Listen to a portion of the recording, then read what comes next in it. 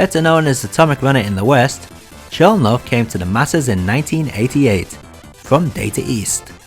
Now Data East are quite well known for releasing some quirky games. However, this one caused quite a bit of controversy upon its release.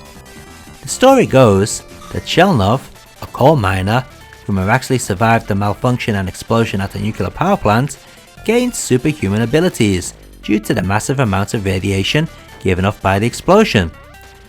Then, a secret organization seeks to harness those abilities for its own evil purpose. Apparently, it's thought that the plot of this game was a tasteless parody of the Chernobyl disaster of 1986.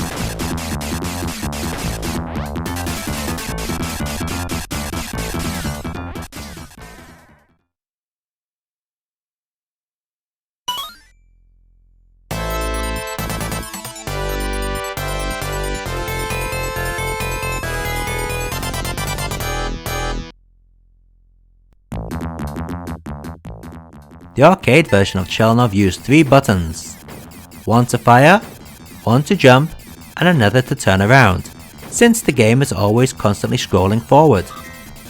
The Sharp X68000 release came with a special adapter known as the Chelnov adapter, which allowed players to use the Mega Drive pad on the X68000.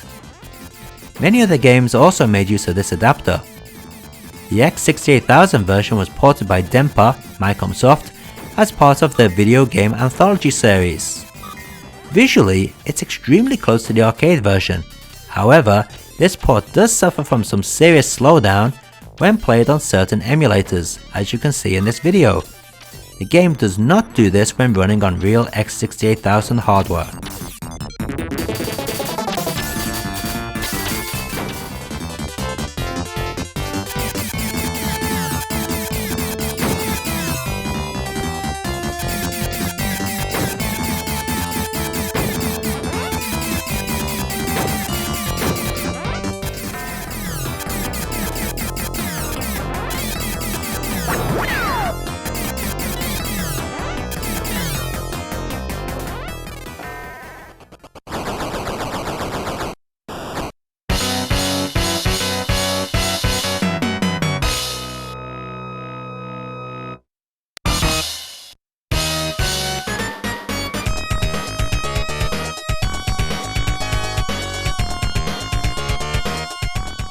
The Mega Drive port of Chelnov is the only version to get a home Western release, and what a deal it is!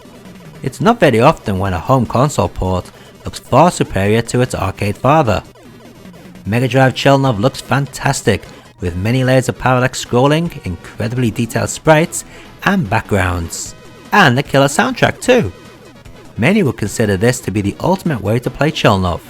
Oh, they did change the story to get away from the whole Chernobyl thing as well.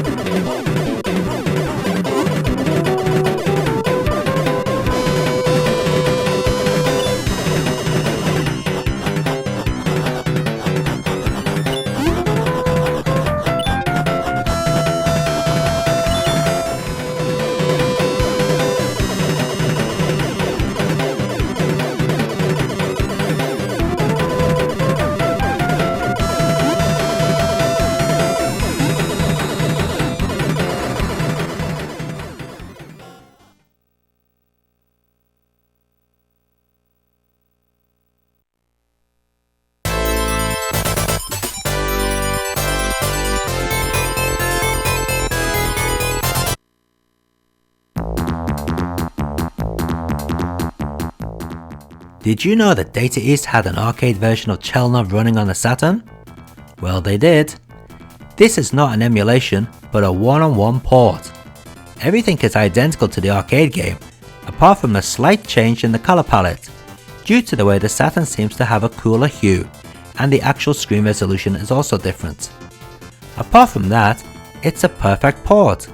Sadly, this version was never completed, which is why there's no sound effects, pause, and you have to use the shoulder buttons to enter credits. We can only guess what Data East would have added to this port had they not cancelled it.